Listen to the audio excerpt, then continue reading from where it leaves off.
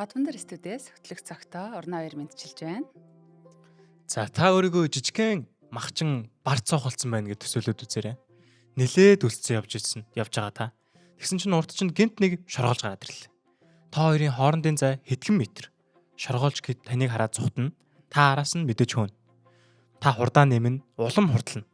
Тэгээд та яг хамгийн хурдан болсон тэр мөчөд юу ч харах юм байна. Түнэр харанхуу та тэр чигтээ сохорно. Яагаад? Бид хурд гэдэг зүйлийг их энгийнээр ойлгодог.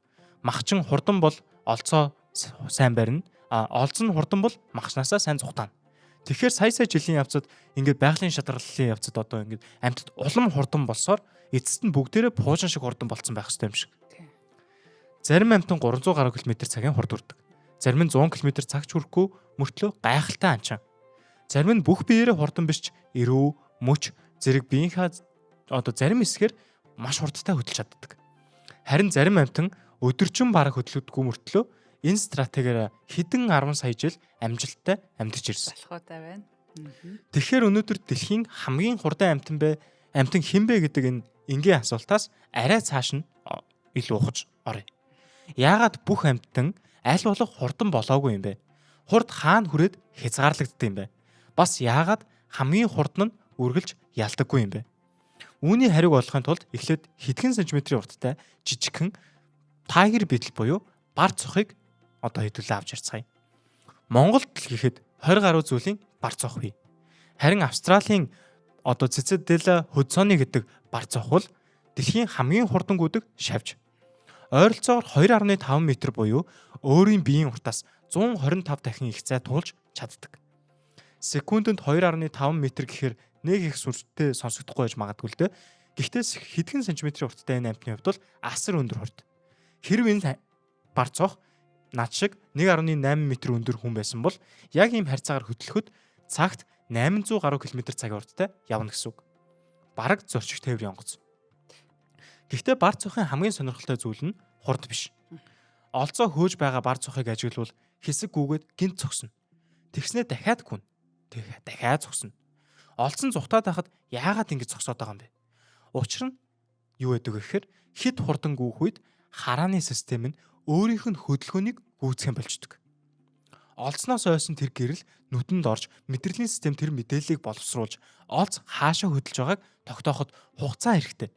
Харин бар цох өөрөө хэд хурдан хөдөлж эхлэхээр тэр мэдээллээ боловсруулж чадахгүй тархи нь хоцорчдөг. Энгийнээр хэлэх юм бол тархи нь хөлөө гүйцэтгэв тийм хурдан гэсэн үг. Тиймээс түр зогсно, олзоо дахин олж харна, чиглэлийг нь тогтооно, замаа дахин засна. Тэгээд ахаад тесэрсэн мэтгэхгүй. Харин өндөр хурдтай байх үедээ одоо ингээд жижиг саадыг мөрөгчихгүй тулд антенна урагш чиглүүлээд газарт ингээд наагаад хүрэлцэх мэдрэгхүүгээ ашигладаг. Тэгэхээр одоо ингээд хэдээ сохорцсон ч гэсэн ямар нэгэн чулуун мул очоод мөрөгчдгөө гэсэн үг.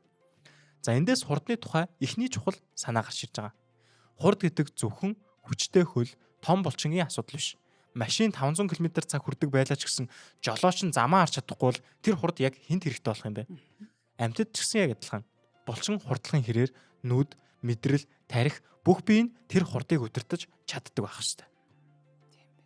За харахад бол бас ингээл 6 хөлтэй шавж харагдаж байна л та. Секундэд 2.5 м гэдэг бол бас хоо гэж бодож байна. Би өөрөө секундэд тэгж хөдлөж чадахгүй дөө гэж бас бодлоо тий. 800 км цаг гэдэг бол яг л нэрээ онгоц шиг хурдан одоо хүнтэй зүүрлэх юм бол томруулж бодох юм бол тий. За бус үнэхээр юм гайхалтай амьдралын жижиг тэг газар дээр ингэж болж идэх юм байна. За үүнийг бас бүр нэг сайн харуулах амтан бол нөгөө алдарт чита боёо одоо монголоор өчмбөр гэдэг байгаа маш гоё амтан байдаг. За өчмбөр гэхээр хамгийн түрүүнд нөгөө 120 км цаг гэдэг баг юм овогтой болцсон те хуурай газрын хамгийн хурдан амтан байдаг. За тэгэхээр яг нөгөө GPS болон хөдөлгөөн хэмжигчтэй хүзүүцүүлсэн энэ зэрлэг өчмбөрүүдийн агнуурыг судлахад бүртгэгдсэн хамгийн өндөр хурд нь ойролцоогоор 93 км цаг байдаг юм байна. За түүнээс гадна ихэнх хөөцөлтөн энэ дээд хурдаас хавьгүй бага хурдтай өрнсөн байдаг. За барих гэж байгаа ам бол мэдээж нөгөө нэг шулуун замаар те одоо марафонд гүөх гэж байгаа юм шиг тэгж бол ирэхгүй. За огцом эргэж хурдаа одоо өөрчилж одоо тий аль болох бултах гэж оролдсон шүү дээ. За тиймээс агнуурын амжилтыг зөвхөн нөгөө дээд хурд нь биш огцом одоо хурд авах. За эсвэл бүр торомслох нөгөө чиглэлээ өөрчлөх гэдэг маань яг энэ амжилтын бас гол үзүүлэлт бол бас ингэ шийдэгдэж идэг.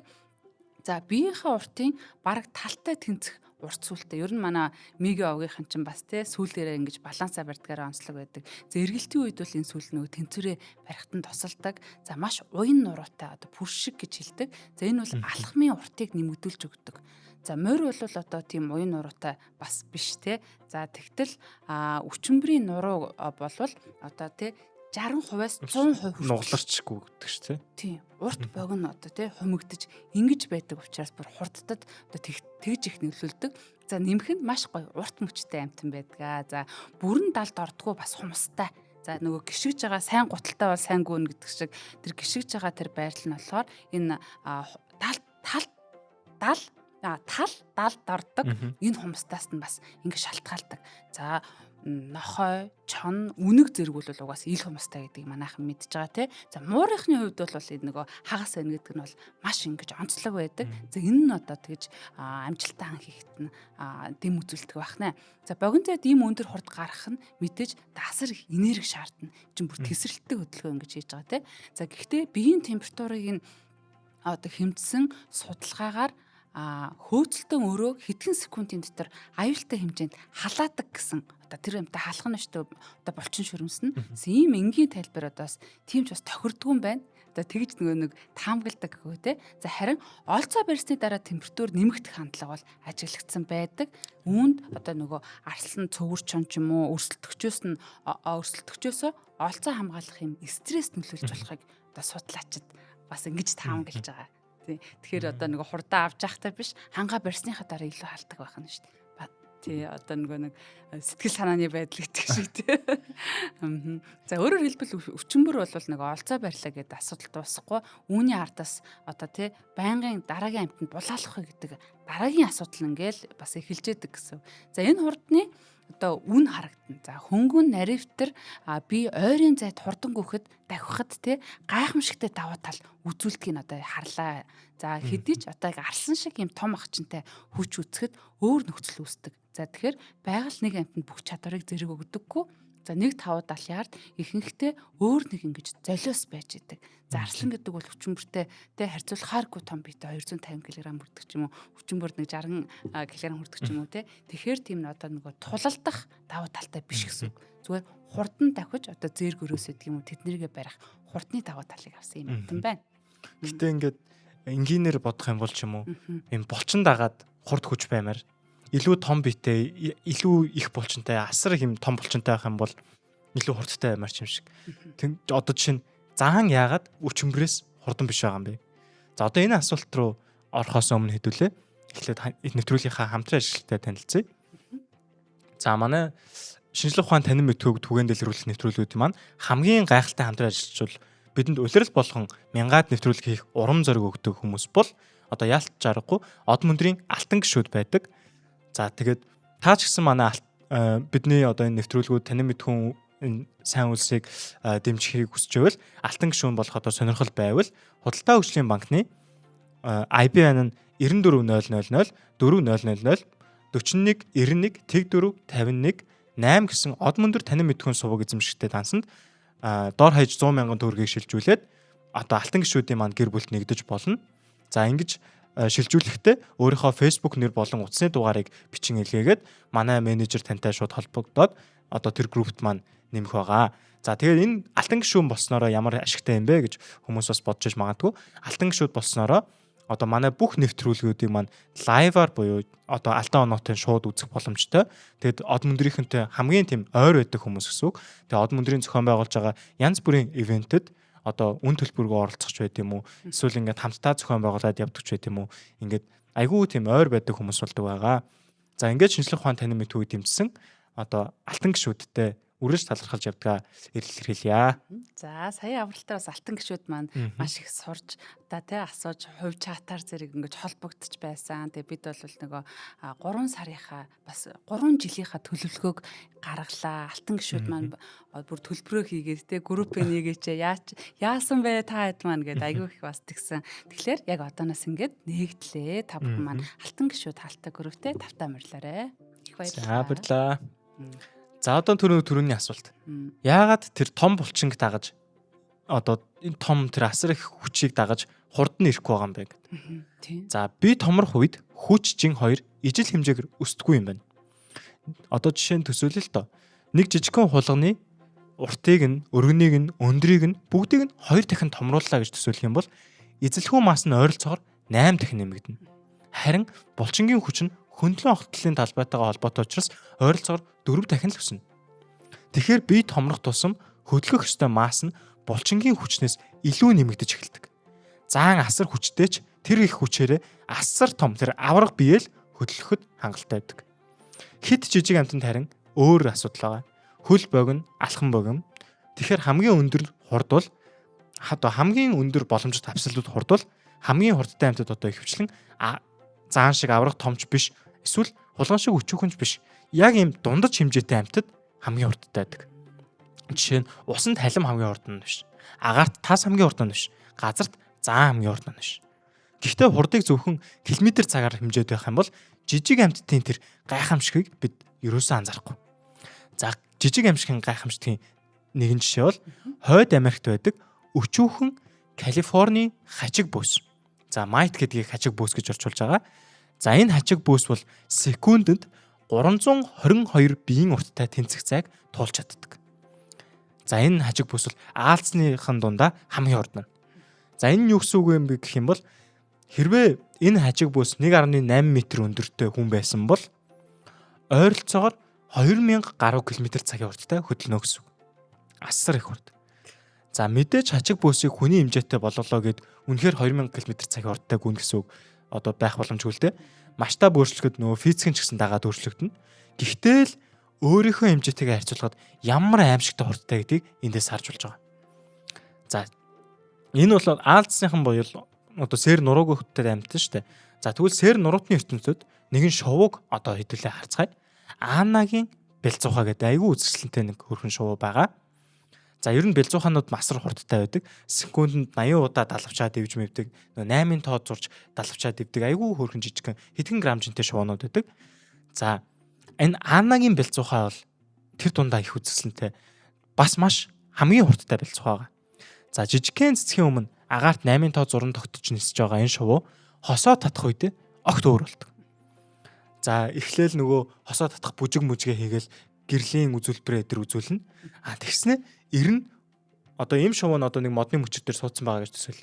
Тэнгүүд ер нь өндөр дээр гараад асар хурдтайгаар доошоо шунгадаг. За тэгээд шунгаснаа яг эмийнхээ хажууханд ирээд зогсдог. За ингэж шунгахдаа ойролцоогоор 98 км/цаг хүрдэг байгаа. За тэгээд энэ өндөр хурдыг гаргахаасаа гадна секундэд ойролцоогоор 385 биеийн хурд өөрөөсөө 385 дахин юм хурдыг гаргаж байгаа гэсэн үг. Тэгээ өөрөө 3-аас 6 грамм жинтэй шувуу юм байна л да. Тэнгүүдээ тэр нөгөө эмийнхээ хажууд очингуудаа зогсолт хийж байгаа шүү дээ. Маш хурдтай явж яснаа огцом торомсолж байгаа гэсэн үг. Ингэхдээ өсөр одоо маш хүчтэй агаар эсэргүүцлийг өөр дээр авдаг. Энэ агарын эсэргүүцэл нь 9 граммын хүнд байдаг. Өөрөө 6 грамм жинтэй хүнд шувуу. Тэнгүүд 9 граммын одоо тэр эсэргүүцэлтэй нүрд болдог гэсэн үг. За эндээс хэлэх гээд байгаа гол санаа маань юу юм бэ гэхээр хурд гэдэг зүйл зөвхөн одоо махчин, олз хоёрын хоорондын тэр хөөцөлтөн биш. Энээс гадна бэлгийн шалгарлын чухал хэрэгсэл бүтээгдэхүүнч бас байж болдог шүү гэж хэлж байгаамаа. Бас сонирхолтой. Өөрөө нэг иймхэн жижигхэн шувуу байгаа шүү дээ, тий. За үүн дээр нь одоо бүр шонгор шиг ингээд шунгадаг энэ төр гэсэн чинь бас сонирхолтой санагдлаа. За тэгээд тэр дундаа одоо том шувуутай харьцуулах юм бол жижиг байх тусмаа одоо илүү олон дэвэх ёстой, тий. Биеэд дулаацуулах ёстой гэд илүү олон шаардлагуудыг бас биелүүлж явдаг. Дээрээ тэр хосоо эргүүлэхтэй хүртэл тий. Тэгж бас уран чадвар үзүүлдэг гайхалтай байлаа. За ер нь амьтад заавал одоо бүх биеэрээ хурдан байх хэрэгтэй юу одоо жишээлбэл үчимбэр шиг те одоо нурууныхан тэр нуглан бай хөл гар бүх зүйл нь одоо тэр чи хурдад зориулсан байтал зарим амьтад болохоор яг нэг эргэтэн нь одоо хурдан гэх юм уу одоо жишээлбэл одоо эрүүн үнч гэх юм уу те за одоо би яг яриа Дракула шоргоолж гэдэг бас юм тон сонирхолтой шоргоолж орж ирж байгаамаа 1 см ч хүрэхгүй халуун орны жижиг шоргоолж за харин эрүүн одоо секундэд 90 м орчим буюу одоо 300 гаруй км цагийн хурд авч чадна гэж байгаа. За энэ ч одоо бүр тий хурдны машин шиг хурдтай Тийм байна. болчихлоо эрүүн штэ. За энэ бол 1.8 м одоо тий чам шиг одоо иймэрхүү өндөртэй хүнээр ярих юм бол бүр 116,600 км цагийн хурд гэсэн үг байхгүй юу? Төсөөлөхгүй хурд байгаа зү. Гэрлийн урд ямар байт юм бэ гэж марг мэдэхгүй. Яаж ч вэ төсөөлхийн аргагүй өндөр хурд байна те. 116,600. Эрүүнийх нь одоо хөдөлгөөн харагдахгүй онгоцны сэнсшиг ч юм уу те. Бараг нэг тиймэрхүү зүйл болох гэдэг. Энэ бол байлдааны онгоцнуудаас ч хурдан байж хараа гэсэн үг. Тий. За мэдээж бод байдал дээр бол ийм зүйл байх боломжгүй л дээ. Гэхдээ энэ бол Дракула шоргоолжийн эрүүний цохилт одоо өөрийн хэмжээтэй харьцуулахад ямар ийм туйлын хурдан байж болохыг одоо харуулж байгаа юм жишээ байгаамаа. За хурдан хөдлөхийн тулд ер нь хөдөлгөөн ихийн тулд тэр хөдөлгөөний нөгөө булчин ингэж амтныг одоо хөдлөж байгаа тий булчинтай байж булчингийн эсвэж гэх юм уу. За үнэндээ булчин одоо эрүүгээ шууд одоо тэр хурд хүртэл хөдлөгддөг юм байна. За ном сумыг одоо төсөөлөд үзье. За сумыг бид нэр одоо гараараа барьж аваад тий ном сумны одоо сумын шидүүлд одоо хэр зэрэг зайд очих уу. За одоо ном сумаа бүр ингэж сайтар ившээлгэж хагаад харах юм бол тэр одоо хэр зэрэг зайд очдөг вэ гэдгээр одоо ингэж төсөөлж болно гэсэн үг тий. За ном сумыг одоо айжуухан татаад энергийг нь номын уян бүтцэд нь ингэж хадгалаад нэг мөчт тий огцом ингэж сулах юм бол одоо сум гараар шидснээс мэдээж хавгүй хурдан зохиол зайд очно. Дракула шоргоолж яг ийм одоо зарчмаар ажилдаг гэсэн үг. Булчин эхлээд шоргоолчны бүтцэд энергийг хоримтлуулна. За тэр энерги нь төгжигдэнэ. За төгжээгээ тайлахад хоримтлагдсан одоо тэр энерги нь нэг дор гарна гэсэн огцом хөдөлгөөн. За энэ айгүй олон амтан дээр бас гардаг. Амтан ч гэлтгүй бүр те зарим мөөгний нэг споро шидэж байгаа энэ хурд нь одоо маш хурдтай 200,000 G хүч хүртэл ингэж хүрдэг. За эвлүүц энэ амтанд булчинг нь улам хурдан болохын оронд булчингийн ажлыг эхлээд хадгалаад дараа нь нэг мөчөд одоо суллах ийм шийдлийг бэлэг болгосон. Одоо шууд булчингаараа нөгөө тий хар ажил гэдэг шиг ийм биш эн чинь бас ингэж ийм техниктэй одоо ийм зүйлийг өгсөн гэсэн үг л дээ. Одоо царцаа мэлхий одоо гих зэрэг амтад бол адилхан. За хавхан эрүүч шоргоолж гэдэг бас яг адилхан. Энэ шоргоолжийг анхаараад би бүр гайхажсэн. Одоо нөгөө нэг энэ шоргоолчин галзуураагүй байгаа гэж бодмоор ингээд юм хацсангуудаа хатсан эрүүнийхээ хурд хүчинд өөрөө ингээ ойгоод идэг. Тэгсэн чинь ингэж нөгөө ойж амьдрах тактик гэж бас нэг юм байт юм байл л тэ. За тэгэхээр түүний эрүү бол асар хурдан хаагдахаас гадна аюул тулгархад эрүүгээрээ газар руу цохоод өөрийнхөө бүх биеийг арт ингэ шидэж зайлдаг гэх юм уу. Одоо ийм аргатай. За аман дээрээ одоо зэвсэгтэйгээс гадна хамгаалтын пүш ойлтын системтэй ийм амтан байгаад байна. Маш сонирхолтой. За усан доор энэ зарчим одоо бас адилхан ажиллаж байдаг Mantis shrimp гэдэг манай амтын ертөнцийн нэвтрүүлгүүдээр хэд удаа орж байна. За тусгай цохилт хийдэг мөчвөл секундэд 20 м-ийн хурдтай ингэж хөдөлдөг. Энэ нь 10,000 G орчим хурдтгал үүсгэж чаддаг. Тэгээ хурдтгал хоёр өөр гэдэг манайхан мэдчихэж байгаа. За ус агаараас хавьгүй нэгт учраас ийм хурдан хөдөлгөөн хийх нь өөрөө бас хэцүү. За дахиад нөгөө булчин бүш төгжээ гэсэн систем энд ажиллаж байна. За энерги хуримтлуулаад төгжээ дараа нь нэг мөчөд суллана гэсэн үг. За цохилт маш хурдан учраас усны даралт огцон буурч одоо вакуум орон зай үүсдэг. Одоо ус руу хүчтэй цохоход тэнд ямар нэгэн вакуум орон зай одоо тий үүсэж байгаа гэсэн үг. Тэр вакуум нурахтаа дахин хүчтэй ингэж бас цохилтыг импульсыг өгдөг. Тэгээ нэг цохилтоор хоёр цохилт өгж ш тий. За нөгөө баг бахт хүүхдүүд ингээл нэг хий юмар цохиод ах шиг ингээд идэг. Ер нь бол яг тэр юм шиг байгаа ш тий. Одоо тэгж тоглолдог байсан бол одоо юу юм ш магадгүй энэ Mantis shrimp-ийн мөчийг нь яг дүүрэлгаад юм технологи бүтээчих юм бол тийм магадгүй боксинг бэлээ ч юм уу бүтээчих юм бол за Mantis shrimp-ийн гараар хийсэн боксинг бэлээ гэж юм уу тэгэх юм бол ингээд амар хурдтай ингээд цохоход нь вакуум орон зай үсээд нэг цохилтоор хоёр цохилт төв гэдэг ингээд болчиход яг тийм болох юм байна. Яг үнэ. Өөрийнхөө сонирхолтой сэнтэр одоо нэг далайн орнуудын улсууд чинь бас завных нь артлын сэнсэн нөгөө илэгдээд яг юм цохигдсон юм шиг энэ яг юу болоод байгаа вэ гэд хайгаадсэн чинь нөгөөх нь яг энэ нөгөө вакуумын цохилтонд байж ингэж таарсан байх жишээ нэ. За гэтээ пүш одоо хичнээн хурдан байлаа ч гэсэн яг зөв мөчөд ингэж одоо суллах хэрэгтэй байдаг. За тэр ажлыг бол мэдээж мэдрэлийн систем хийн. Нүд мэдээлэл аваад мэдрэлийн систем боловсруулад шийдвэр гараад команд булчинд очино. За амьд үлдэх хэсгийг хэдхэн миллисекундэд шийддэг амьтдад тэр хугацаа маш чухал байдаг. За одоо мант чирээ би хажуугаар явж байгаа амьтад тий зүгээр ингээ өнгөрөхөд гар нь одоо тий нэг мөчнө ингээс халаа унжих жишээ нь тэр нь хүний нүдэнд одоо харагдахгүй хэмжээний ийм хурдан болж идэг байх. Тэгэхээр хурд дагаж бас мэдрэлэн ч гэсэн адилхан хурдтай төлөвлөх ёстой болоод. Тэгэхгүй бол нөгөө бар цох шиг сохроо явж гана шүү дээ. Яг за нэвтрүүлгийн хамтран ажиллаж танилцуулаад үргэлжлүүлье. Мортон Residence яг одоо Од Мөндөр студ дээр битээр одоо Од Мөндрийнхэн маань бас шинэ оффистаа ороод байж байна. За Од Мөндрийнхэн маань за сая бас яг оффисгүй болоод олон газруудаа бас очиж уулзлаа. Тэгээд Мортон Residence-ийнхэн бол бидний одоо нэг хийж байгаа үйл ажиллагаанд маань одоо тий үн цэнийг өгөөд бидэнтэй ингэж хамтарч ажиллаж бид нар эндээ ингэж оффислохоор болсон. За энд ирснээс хойш бол нөгөө өмнө талбай хажууд те яг ингэж нөгөө түн буужгинсан газар байсан бол энд ирсэн чинь илүү гоё юм ая тухтай, тайван, өөр юм оо vibe мэдрэмжийг эндээс авч जैन. Маш гоё агаартай, агаар нүртэл ингээд өөр болчдөг юм байна. Харагдах орчин хүртэл нэг уулын орой модтыг ингээд те хараа сууж яа гэдэг чинь бас их гоё юм байна. Тэгээд сургууль, эмнэлгийн үйлчилгээ бүх зүйл нэг дороо. За Мортон дотроо бол одоо бүх үйлчилгээ нэг дороо байгаа бүр үнэхээр амар байна те. Том одоо супермаркет нь байна. Бусад ерөнхий үйлчилгээний газрууд үсчин байна. Ерөөсөө яг ингээд хажууд нь бүгд байгаа байхгүй юу? За нэмэхэд эднийх бол мэдээж одоо маш чанартай Германы болон Японы, Италийн одоо зэрэг тоног төхөөрөмжүүдээ гадна хаалга, дотор хаалга, цонх шал зэрэг хийдэг.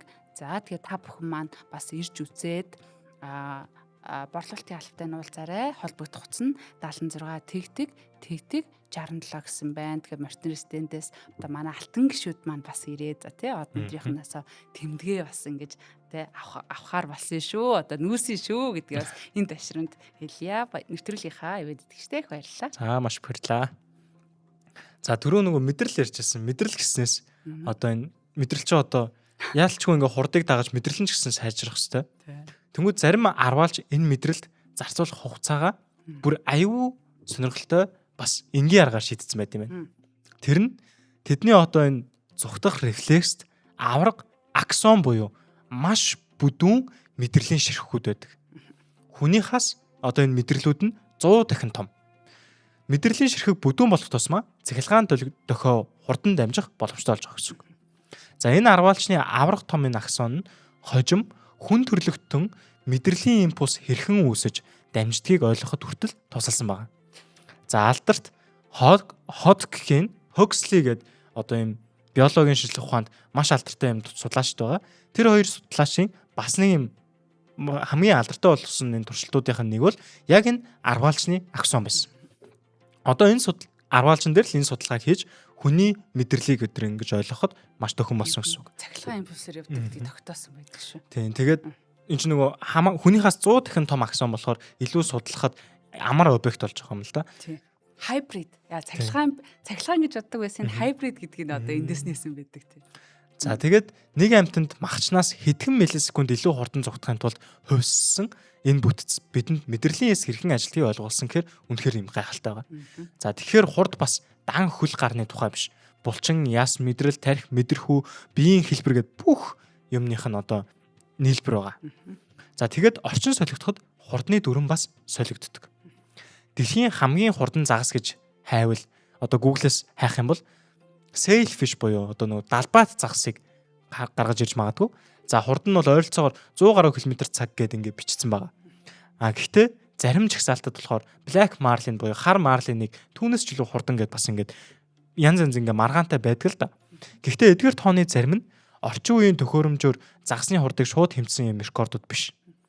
Зүгээр яг нөгөө хуучны зарим тооцоо буюу одоо нөгөө загсаа дэгэндээ барьчаад дэгээгээ хэр эсэргүүцэж जैन хэр хурдан ингэж дэгээнээсээ одоо дэгээг эсэргүүцэж जैन гэдгээр нь хэмтсэн байт юм байл. Тэгэхээр яг энэ 100 км цаг Black Marlin тэр 100 давсан хурд өдр гэдэг нь яг юм баттай тоо бас яг биш байт юм байна. Гэхдээ хэмжүүрээр ч юм уу те бараг шахуу тийм л юм байна л. Гэхдээ ер нь бол энэ хоёр бол хамгийн хурдан дээр өрсөлдөхүйцүүд гэсэн үг. За далбайт загсын одоо энэ маш хурдан гэдэгт нь ер нь ер нь огт эргэлзээд байх нэг юм байхгүй л дээ. Гэхдээ яг энэ зүгээр тоон л 110 ч гэдэм үү 100 км/цаг ч гэдэм үү энэ тоон л жоохон яг юм өөр гарч болно шүү гэдгийг л хэлж байгаа гэсэн үг. За ус өөрөө хурдны асар том саад байдаг. Хурд нэмэгдэх тусам одоо энэ усны эсэргүүцэл огцон мөснө. Гэхдээ далбай цагс бол далбай цагсын энэ гайхамшиг ойлгоход бол энэ тоо нэг амар шаардлагагүй. Тэд нар ч өөрсдөө юм айгүй юм туйлзуурт сэлэм шиг юм нарийнхан урт хошуутай байгаа. Тэгээ тэр хошуугаараа жижиг загсны сүрэг рүү асар хурдтайгаар дайраад одоо загсаа ол зулгах загсаа ингэж гимтээгээд тэгж одоо амжилттай байдаг маш гайхалтай анчт байдаг байгаамаа. За одоо хэдүүлээ одоо бүх биеийн хөдөлгөөнөөрөө хамгийн өндөр хурд руу очие гэж байгаа тий. Манай гаригийн хамгийн хурдан амтан гэсэн үг шүү дээ. За энэ бол Peregrine Falcon буюу одоо Монголын цэнхэр тэнгэр дээр одоо дүүлдэг ил шонхрыг заавал энэ хурд гэсэн зүйл дээр ярин те агаарын хамгийн хурдан амтан гэдэг. За даалгавчаа биедээ нагаад стуф гэж нэрлэлтэй одоо нэг огцом шунгалтаар ингэж доош буухта 300 км/цагийг давч чаддаг. Одоо нэг хурдны машинуудын хурдаагаас за тэгэхээр тэр хурд төрнө гэдэг бол үнэхээр гайхалтай. За алдартай нэг хяналттай хэмжилтээр ойролцоогоор одоо 389 км/цаг ингэж хүрсэн бас байдаг. За өнөөдөр бидний энэ хэлж байгаа тоонууд бол одоо тий нэг хэмжилтийн одоо тий рекордууд байгаа. Өөр рекордоос гарахыг ерөөсөө үгүйсэх арга байхгүй тий. За тэр их хурднаас яаж аюулгүй гарч олц руугаа дайраад дараа нь өөрөө одоо газар мөргөлгүй чиглэлээ өөрчилж байна гэдэг бол энэ одоо яг хамгийн гайхалтай хэсэг нь. Одоо тэр хурданд нүдэн гэмтдэг ч юм уу тэр чигээр одоо юм өргөждөг ч юм уу тийм бол хурдан байсны хэрэг бас юу яах вэ? За хурд авах нэг асуудал, хурдыг тэсэх бас өөр нэг асуудал. За зарим шууд бүр ингээд хурдтай үедээ шаардлагатай үедээ нүдээ ингээ хаагаа явдаг ч юм уу. Зарим одоо шарк хурдтай дайрах үедээ бас тэ нүдээ хойшлуулж өөрөөр асуудалтай үдээд нөөсгөж ш тэ. Тий ингэж хамгаалж байна. За ер нь яагаад ийм туулширсан гэх юм одоо хит хурднууд бий болсон юм болоо цагтаа. За энэ дэр за нэг үнэг туулайг хөөж байгаа гэд төсөөлье. Үнэг туулаа хоёр ингээд хөөцөлж байгаа. За мэдээж туулай нь бол амь тэмцээлгүй цухтааж байгаа шүү дээ. За үнэг туулайг гүйцэж чадахгүй бол оройн хоолоо алдчихж байгаа. Харин туулай нь гүйцэгдчих юм бол амьдралаа алдчихж байгаа. Одоо үхэж байгаа. За энэ санааг life dinner principle буюу амьдрал ба оройн хоолны зарчим гэж бүрийг шинжлэх ухаанд нэрлэдэг. Мэдээж бодит байгаль бол маш нарийн байгаа. За гэхдээ энийг энгийнээр тайлбарлах юм бол махчин олц хоёр бие биенийхээ эволюцийн дарамтын нэг хэсэг болдог гэдэг тэр зүйлийг хэлдэг. Бие биенийгаа дэмжиж шүү дээ нэг эволюцийн тий. За хэрв туулайн энийг одоо жоохон тайлбарлавал хэрв туулайн популяц арай хурдан, арай сайн эргэлт хийдэг болоод үнэгэнд баригдахгүй болоод эхлэх юм бол одоо нөгөөдөл чинь баригддаггүй туулайнууд илүү сайн үржээд тэгээд дараагийн үеүүдэд одоо үнэг туулайг барихад илүү л хэцүү болоод байна. Тэгснэр хэрвээ үнэг туулайг барьж чадахгүй болоод ах юм бол үнэг байх юм бол тэгээд туулай хит олшно. Харин үнэг маань туулайг хит олон бариад ах юм бол одоо үнэг хитрхи арай үнэг одоо туулайнаас жоохон илүү хурдан болоод туулайг сайн барьдаг болчих юм бол хит туулайнуудаа амжилттай бариад туулайг байхгүй болгочихно. Тэгээд туулай байхгүй болох юм бол үнэг дараас нь өөрөө байхгүй болно. За энэ нь бас ингээд эволюцийн юм зэвсгийн уралдаан гэдэг зүйлийн нэг жишээг бас ингэж харуулж байгаа гэсэн үг. Хоёулаа ингээд бие биенийхээ хурдыг хязгаарлаж өгöd. Гэхдээ бас хоёулаа бие биенийхээ хурдыг дэмжиж өгöd. Энэ жоохон ингээл илүү болно. Тэнгүүд нөгөөх нь араас нь гүйцэхгүй бол өлснө. Эсвэл үнэг нь илүү хурдан болчих юм бол хэрвээ туулаа хурдан дагаж хүсэхгүй бол устна гэдэг ч юм уу. Энэ яг эволюцийн зэвсгийн уралдаан гэж хэлж байгаа. За бас хурд гэдэг өөрөө их үнэтэй зүйл байгаа. Хурданд одоо булчин маш их энерги зарцуулдаг. Тэгээ урт мөч механик ачаалж нэмэгдүүлдэг. Тэгээ хөнгөн бие бол харьцангуй юм тесрэлттэй спринтэд сайнч хүчний өрсөлдөөнд бол сул байж болно. Тэгээ хурд нэмэгдэх тусам эргэлт бол илүү хэцүү болно. За тэгээд эволюц хамгийн хурдан одоо болох гэдэг зорилгыг бол урдаа тавьдаггүй. Харин тухайн орчинд амьд үлдэж үр төлөв үлдээхэд хангалттай сайн шинжүүдийг л үлдээдэг гэдэг зүйлийг бол нэвтрүүлэг болгон дээр одоо юм дуртахыг хичээдэг. За үүнийг Америкийн Pronghorn гэх туруутан маш гоёор харуулдаг. За Хойд Америкийн зазгаа талд Pronghorn 80-аас 90 км/цагийн орчимтой хурдалж өндөр хурдаа бараг 7 км-ийн турш барьж чаддаг. Маш удаан өндөр хурдаа хадгалж чаддаг. Дэлхийн жинхэнэ маратоны авраг гэсэн үг. Одоо холын зангиултын авраг гэсэн үг. Гэтэл өнөөгийн Хойд Америкт түүнийг хөөж барьж чадах махчин байхгүй. Хэрвээ чонж байд юм уу эсвэл уулын арсланч байд юм уу энэ Pronghorn-ыг араас нь хөөх юм бол ягаад ч гүцэхгүй. Яагаад тийм юусэн ямар ч махчин байхгүй байхад ийм хурдан удаан гүгээд байгаа юм бол гэдэг асуулт одоо араас нь гарч ирнэ. Энэ асуулт одоо экологийн биологийн хүмүүсийг маш их төөрөгдүүлж гайхшруулж ирсэн юм байна. Яагаад ийм хурдтай болсон? Ямар ч шаардлага байхгүй. Энийг гүцэх махчин угаасаа байхгүй юм байна шүү дээ гэдэг ийм асуулт. Тэгсэн чинь одоо таамаглал хамгийн бодиттой таамаглал нь юу болж таарсан бэхээр Плейстоцены үед амьдарч байсан Америк чита гэж байсан юм байна. Америк хүчинбэр. Энэ махчин тухайн үед ингээ Хойд Америкт байжгаад байхгүй болчихсон. Тэгээ энэ хуучин болохоор энэ махчинтай энэ Pronghorn ингэж хоорондоо хөөцөлдөж одоо энэ нөгөө life dinner циклтэй ордог байсан гэсэн. Тэгсэн чинь нөгөө хүчинбэр нь байхгүй болоод Pronghorn маань тэр нөгөө өндөр хурдтайгаа үлдчихсэн. Ингээд ийм маш ийм ашигтай байдалд одоо тогтцсон гэсэн. Тэнгүүд ирээдүйд энэ Pronghorn маань хитим ашигтай байгаад хахаар энерги шалт имий ашиглаад байна л гэсэн үг юм л да. Тэгэхээр цаашдаа энэ Pronghorn маань арай жоохон удаан болох хандлага үүсч магадгүй. Тэгвэл одоо бол бүр хитрхи хурдтай байгаад ямар ч ангуучд баригдахгүй энэ ашигтай ч гэсэн энерги дэмий алдаад байгаа гэсэн үг. Маш гоё жишээ. Тийм. За тэгээд мэдээж бас яг энэ Америк хүчинбэрийн жишээ бол яг шууд үнэн гэсэн тайлбар нь биш. Гэхдээ хамгийн чухал санааг нь бас гаргаж өгч байгаа. Өнөөдөр бидний харж байгаа амьтны бие зөвхөн өнөөдрийн орчиндөө одоо юм тохирсон тухай ерөөсөө биш. Түүний хөл, шүд, хараа, хурд бүгдээрээ энэ өвөг дээдсийнх нь амьдарч байсан ертөнцийн уул мөрийг бас хадгалсан байдаг. За тэгвэл хүн энэ бүхний яг хаана байна вэ? Homo sapiens энэ хурд гэдэг сэдвээр яаж орж ирж байна вэ? Одоо төсөөлөх юм бол хүн бол яагаад ч амьтдтай уралдаад гүцэхгүй шүү дээ. Гэхдээ за энийг эхнээс нь ярив. 100 метрийн дэлхийн хүний рекорд бол 958 секунд. Usain Bolt. За Usain Bolt оргил үедээ 40 гаруй км/цагт л хүрж исэн юм байна. За 40 гаруй км/цаг гэхээр амьтны ертөнцид бол нөх амир удаан хурдан биш юм шиг сонсож болно л. Гэхдээ хүний хувьд бол рекорд нь энэ юм байна. За өчигбөртөө 100 м дуралдуулбал Usain Bolt бол яагаад ч гүцэхгүй яс мэлхий шиг л санагдах өчигбөрийн хувьд бол. За гэхдээ хүн өөр төрлийн уралдаандаа сайн. Яг энэ хурдны хувьд бол. За та хээрийн халуунд нэг цагаан зэрэг хөөж өгнө гэдэг төсөлье.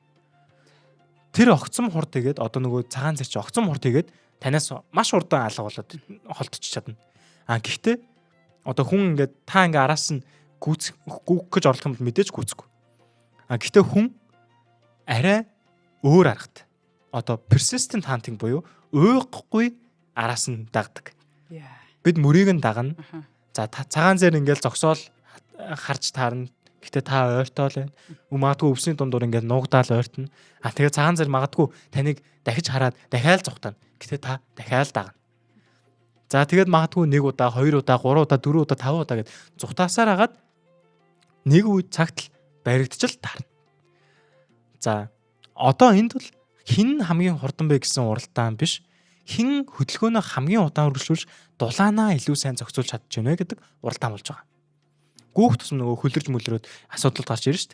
Харин хүн арьсаараа хөлөрч хөдөлж байхдаа ууршилтаар дулаанаа маш сайн хадгалж чаддаг юм тийм байна. Тиймээс бид огцом хурд хийхдээ гайхамшигтай биш гэсэн тэсвэрийн гүйлтийн маш амжилттай ашиглаж ирсэн амьтад. Уйггүй гүдэг амьтад гэх юм уу? За энэ уйггүй гөрөөчлөл буюу олзоо удаан хугацаанд мөрдөн хөөх стратеги үүнтэй л яг холбоотой. Хүн олдсноос хурдан байх шаардлагагүй. Олц дахин огцом хурд хийж л таараа. Хүн харин уйггүй тогтвортой дагна. Туулаа яст мэлхийн уралддаг нэг юм үлгэр байдаг шүү дээ. Магадгүй багада та нар сонсч байсан бах. Туулаа нь гараанаас хурдалж гараал амар хурдан ер нь баг ингээд нөгөө финиш лайн дээр хүрдэг шахдаг. Гэхдээ нөгөө яс мэлхий ч угаасаа удаан дөө гэж бодоод унтаад өгдөг. Тэгсэн чинь яс мэлхийн араас нь ингээд мөлхсөөр агаад туулаа гүцээд бариан дээр төрүүлээд ирчдэг. Тэгээ нөгөө туулаа шарлахад дуустдаг нэг тийм үлгэр байдаг. Яг тэр үлгэр шиг хүм яг тийм аргыг ашигладаг гэсэн. Нэг зэрсэн чинь яс мэлхий барианд байдаг. За эндээс одоо хамгийн хурдан амтан гэдэг асуулт өөрөө задарч эхэлж байна. Шонголтын хурд гэвэл мэдээж одоо эгэл шонхор, за газрын огцом хурд гэвэл өчмбрийг хэлнэ. За өндөр хурдыг удаан хадгалах чадвар гэвэл Америкийн одоо Форн Хорн зээр байна. За биеийн хэмжээтэй харьцуулбал одоо хачиг бус, анагийн бэлцуухай, за эрүүний хурд гэвэл дракула шоргоолж, огцом хурдтгал гэвэл юм бол одоо мантис шримп. За харин ууггүй удаан гүйлт гэж ярих юм бол бүр магадгүй хүн хүртэл одоо энэ ярианд орж ирнэ. Хүн гэдэг бол одоо арслан зааныг ч гэсэн ууггүй хөөцөлж явсаар гад нэг булан чахаа дээрээс нь хад унгаад тэгээд авалж тийм л залтай хүмүүс. За тэгэхээр хурд гэдэг нэг тоо биш те. Дээд хурд, хурдтгал, тоормслолт, эргэлт, хариу үзүүлэх хурд, дайралтын хурд, төсвөр төвчээр бүгд өөр ийм чадвар байдаг. Нэг амтан бүгдд нь одоо зэрэг аврах болж чадахгүй. Учир нь чадвар бүр үнэтэй. Ер нь энийг нэвтрүүлэх болгон дээр ер нь маш сайн ойлгож байгаа. Одоо банан хүн хоёрын ген нөгөө 60% ч үлээ 70% адилхан гэдэг шиг юу байгаа нь хамаагүй тэрний нөгөө нэг уялдаа холбоо гэдэг зүйл нь бүр маш чухал бас үүрэгтэй. Нэг чадвар сайжирж хахад нөгөө нь буурж яадаг те. Trade off. Тий. За үүнийг бас илүү сайн ингээд уухах юм бол одоо хамгийн одоо хэдүүл дандаа хурдан амттын талаар ярьлаа шүү дээ. Хамгийн удаан амттын нэгийг хадаа ярив. За. 3 хуруут залхуудай. Аха. За 3 хуруут залхуудайг өглөө нь харлаа. Тэр бүтэхгүй гэж байна. Модон дээр өлгөөтэй байгаа юм шиг л нэг залхуудаа ингээ харагдана. Өдөр нь харлаа. Яг л нөгөө газар байна. Бараг адилхан нөгөө л нэг яг тэр байрлалаас магадгүй нэг жоохон хөдөлсөн байж магадгүй. Оройн харлаа. За бас жоохон хөдөлсөн ч мэдэгдэж байна. Гэхдээ үнэндээ залхуудаа тийм амар залхуу бас биш байгаа. Тэр огт өөр одоо энэ одоо хурдны асуудлыг огт өөрөөр бүр яг эсэргээр нь шийдэж байгаа юм. Улам л удаан болоод байгаа юм биш үү?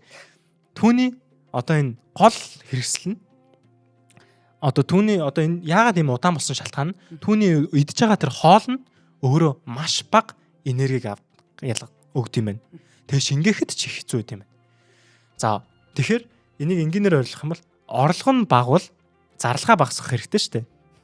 Бид энэ одоо энэ улс төрийн хэмнэлтэд үдчихсэн энийг одоо маш сайн ойлгож байгаа. Залхуудаа яг л энийг хийдэг. Хөдөлгөөн нь удаан, бодис солилцоо нь бага, хоол босруулах нь ч гэсэн удаан. Бүх амьдрал нь одоо мөнгө хэмнэн гэдэг шиг энергийн маш их хэмнэлттэй. Удаан хөдөлгөөн нь бас нэг давуу талыг үүсгэдэг. Хөдөлгөөн өөрөө махчинд харагдах тохиолдол юм байна. Нөгөө анчны нүд яаж ажилтдаг вэ гэнгүүт зүгээр л ингээд бүх харагдах өнцгөө тэр чигт нь харж агаад хөдөлгөөн мэдэрч ажилтдаг. Тэнгүүд хөдөлгөөн чинь өөрөө нөгөө золиос болох тохиолдол. Харин залхуудаа навч мөчрийн дунд маш удаан хөдлөөд ангуучийн нүдэнд ерөөсөө өртдөг юм байна. Тэгээ өвсөнд нь бүр ингээд удаан хөдөлгөөс нь болоо ч юм уу замаг хүртэл ингээд уургаад ногоовтер өнгөтэй ингээд болцсон байдаг нь харагддаг. Тэгэхээр бүр сайн өнгөн даллалтанд ороод бүр илүү гоё болоод явчихдаг гэсэн. За тэгээд нэг амжилттай амьдрах стратеги байгаа тий. Жохон юм эвгүй ноорхоо харагдаж байгаа ч гэсэн эн чин амьд үлдэх айгүй тийм чадвар болоод. Өдний хүртэл тэдэн тэр бөмжил амьдрч байгаа тий. За тэгээд туулаж чаддсан бол намайг бариараа гэдэг одоо юм аргыг ашигладаг. Харин залхуудаа бол намайг эхлээд олоорой гэдэг одоо юм аргыг ашигладаг гэсэн. Тэгээд аль нэг нь илүү давуу талтай гэсэн юм ерөөсөө байхгүй. Хоёулаа л амжилттай явж байгаа юм аргууд байна. За тэгээд газрын яс мэлхий хурдан зогтохын оронд хуягтай байдаг. Зарим хилэнц хурдны оронд илүү хоронд илүү ингээд энерги зарцуулдаг. Зарим могоо бол өдөржөө ингээд залхуудаа шиг юм удаан хөдөлж ирсэн. Яг хэрэгтэй үедээ огцом юм хурдыг хийж чаддаг. Зарим махчин бүр олзоо хөөхгүй харин нөгөө олзоо яг өөрийнх нь доор ирэхээр л гинт ингэж бас хөдөлж яадаг гэх мэт амтан болох юм өөр юм хурдны зөвлөгөөтэй байна. Тэгэхээр эволюцийн одоо асуулт нь яаж хамгийн хурдан болох вэ биш. Хязгаарлагдмал энерги юунд зарцуулах вэ гэдэг энэ чухал асуулт дээр л тулж байгаа гэсэн үг. За хэрв хурд амьд үлдэхэд туславал хурданд хөрөнгө оруулна. Харин хуйг нь илүү үр дүнтэй юм бол хуйганд илүү хөрөнгө оруулна. Хоронд бол хоронд илүү хөрөнгө оруулна. Өнгөн даллалт бол өнгөн даллалт. Гэт ингээд харин хөдөлгөөнөө багасгах юм бол Хөдөлгөөнөө багасгах нь илүү ашигтай юм шиг байх юм бол хөдөлгөөнөө багасгах нь бүр юм энерги зарцуулах юм болно гэсэн. За нэг бие бүхнийг зэрэг хийж чадахгүй булчин хурдан байж болно. Гэхдээ мэдрэл хоцорно. Мэдрэл хурдлавч ясны ачааллыг даахгүй байж болно. Ясыг бат үг болгох юм бол жин нэмэгт чинь хурд нэмэгдэхэд хурд нэмэгдэх тусам эргэлт хийхэд илүү хэцүү болно гэд ингээд нэг юмыг сайжруулахад нөгөө юм нь буурж лээдэг. Байгальд үнгүү супер хүч гэж ерөөсөө байхгүй. Тиймээс хамгийн ихэнд ярьсан одоо нөгөө бар цохыг хэдүүлээ ингээд эргээ санаа. Тэр ингээд олцныхаа араас гүнгүүд улам хурдлангууд хөлн чангаал булчин чадаал бүх юм ингээд болоод байгаа юм шиг мөртлөө өөрөө сохорчдөг. Гэтэ яахан мэдээж түр хугацаагаар сохорч байгаа. Тэгээд зогсоод буцаад нөгөө ойр орчноо харж байгаа дахиад гүйж эхэлдэг. Хэцүү юм тийм ээ. Магадгүй энэ л яг амьтны хурдны тухай хамгийн гоё дүр зураг баг. Амьтад ер нь хамгийн хурдан болох ямар ч шаардлагагүй. Харин хэрэгтэй үедээ хэрэгтэй зүйлдээ хангалттай хурдан байхад л яг болж байгаа. За өнөөдрийн дугаар энэ хүрээнд яг энэ сэдвийг ингэж өндөрлж байна. За дараагийн удаа ямар нэг амьтан гүйж, нисэж, сэлж эсвэл нүдэнд харагдахгүй хурдтай цохилт хийж байгаа юм шиг санагдвал тэр тооны цаана ерөөсөл тэр биеийг хэдэн сая жилийн турш юу бүтээсэн бол ямар дайсан, ямар улс, ямар орчин, ямар үнээр энэ хурд үүссэн болоо гэдгийг бодоход бас гоё хаа. За өнөөдрийн амьд байгаа амьтад бол бүгд одоо би түрүүн тэр бөмжил гэж андуураад хэлчихлээ шүү. 540 сая жилийн өмнө нөгөө Кембрийн тесрэлтийн үеэс анхны толгойтой амьтад бий болж байгаа тий. За тэр мөчөөс өнөө хүртэл ингэж одоо амьд байгаа ихэнх амьтад бол бас тий сүнсэн мөхсөн байдаг. За тэгтэл одоо амьд байгаа энэ бүх амьтад бол одоо байгалийн эволюцийн хамгийн амжилттай явж байгаа. Тэ та бүхэндээ ч гэсэн бас баяр хүргэмээр ийм чухал зүйл байна. За баярлалаа. Дараагийнхаа дугаараар иргэн уулзъя. Одмон дөр студиэс хөтлөх цогтой урнаанаар ажиллаа.